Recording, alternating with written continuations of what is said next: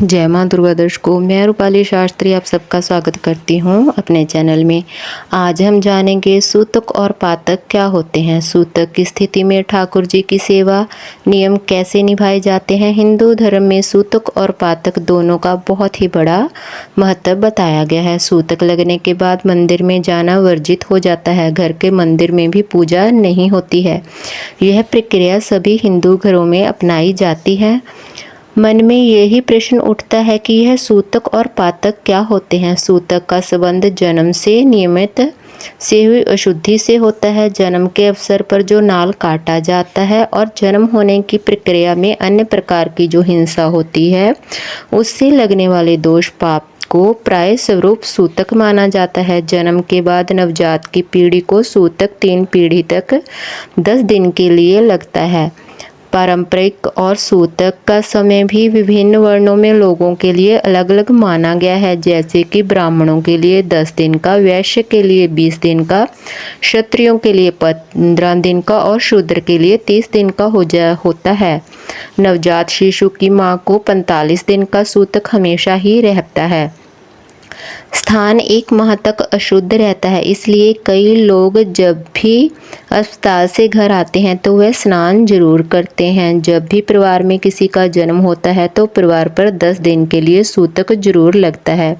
इस दौरान परिवार का कोई सदस्य ना तो किसी धार्मिक कार्य में भाग ले सकता है, ना ही मंदिर जा सकता है। उन्हें इन 10 दिनों के लिए पूजा पाठ से हमेशा के लिए दूर होना रहता है।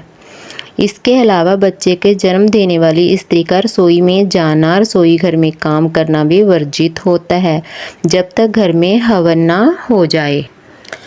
आइए अब जानते हैं पातक क्या होता है। पातक का अर्थ है मरण की निमित्त से हुई अशुद्धि। मरण के अवसर पर देह संस्कार में जो हिंसा होती है उससे लगने वाले दोष पाप को प्रायश्चित रूप से पातक माना गया है। मरने के बाद हुई अशुद्धि 3 पीढ़ी तक 12 दिनों तक होती है। परिवार के सदस्यों को पुजारी को बुलाकर गुरुड़ पुराण का पाठ करवाकर पातक के नियमों को समझना चाहिए। किसी व्यक्ति के मरने के 13वें दिन क्रिया कराई जाती है, जिसके बाद अपनी क्षमता अनुसार ब्राह्मणों को बुलाकर उनको भोजन कराने के साथ साथ उन्हें दक्षिणा भी दी जाती है।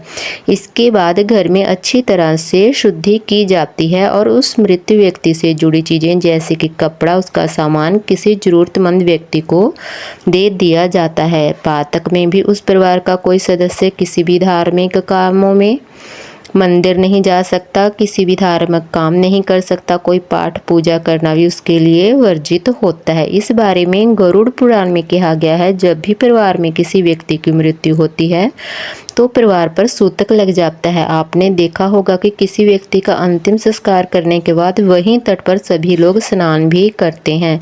माना जाता है कि मृत व्यक्ति की आत्मा अपने साथ नहीं आएगी, उसका आपसे लगाव हट जाएगा। इसके लिए मरने वाली स्थिति को पातक कहा जाता है।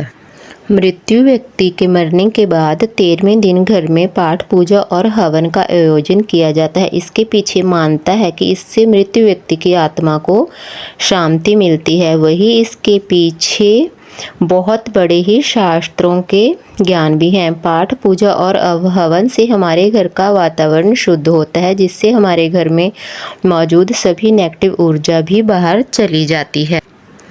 केवल इंसान के ही जन्म मरण से सूतक पातक नहीं माना जाता। अगर हमारे घर में कोई पशु भी रखा गया है उसके भी जन्म मरण की स्थिति को जातक पातक माना जाता है। अगर जानवर घर के बाहर मरता है या जन्म लेता है तो वह सूतक पातक में नहीं आता। इसलिए हमें इन बातों का खास ध्यान रखना चाहिए। जब हमारे घर में सूतक या पातक का समय चल रहा हो तो हमें कभी भी मंदिर नहीं जाना चाहिए, भगवान की पूजा नहीं करनी चाहिए। इससे हमें अशुभ फलों की प्राप्ति ही होती है।